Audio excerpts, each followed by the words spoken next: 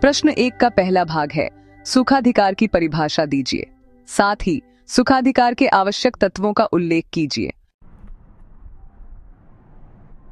सुखाधिकार के आवश्यक तत्वों में सबसे पहले किसी अन्य व्यक्ति की भूमि का सीमित उपयोग होना चाहिए। दूसरा, यह उपयोग किसी विशेष प्रयोजन के लिए होना चाहिए। और तीसरा, यह उपयोग अपनी ही भूमि के लाभ के लिए किया जाता है। ये सभी तत्व मिलकर सुखाधिकार की अवधारणा को पूरा करते हैं। परिभाषा सेक्शन 4 के अनुसार, जब कोई व्यक्ति किसी अन्य व्यक्ति की भूमि का किसी विशेष प्रयोजन हेतु सीमित उपयोग करता है और यह उपयोग उसकी अपनी भूमि के लाभ के लिए होता है, तो उसे सुखाधिकार कहते हैं। उदाहरण के तौर पर, अगर अ के घर तक पहुंचने के लिए उसे ब के खेत से रास्ता चाहिए और ब उसे यह रास्ता उपयोग करने देता है, तो यह अ का सुखाधिकार कहलाता है। आवश्यक तत्व पहला, प्रिंसिपल और सर्विएंट संपत्ति। दो संपत्तियां आवश्यक हैं, एक को लाभ और दूसरी को भार होता है। दूसरा, भिन्न स्वामित्व। दोनों संपत्तियों के मालिक अलग अलग होने चाहिए।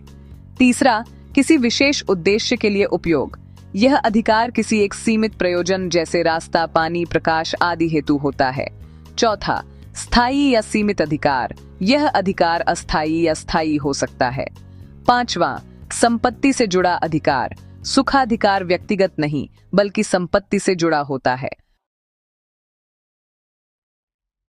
परिभाषा संशोधित संस्करण सहित भारतीय सुखाधिकार अधिनियम 1882 की धारा 4 के अनुसार, सुखाधिकार या ईजमेंट एक ऐसा कानूनी अधिकार है जिसके तहत कोई व्यक्ति दूसरे व्यक्ति के जमीन का इस्तेमाल सिर्फ इसलिए करता है क्योंकि उसके अपने जमीन के उपयोग या सुविधा के लिए यह आवश्यक है।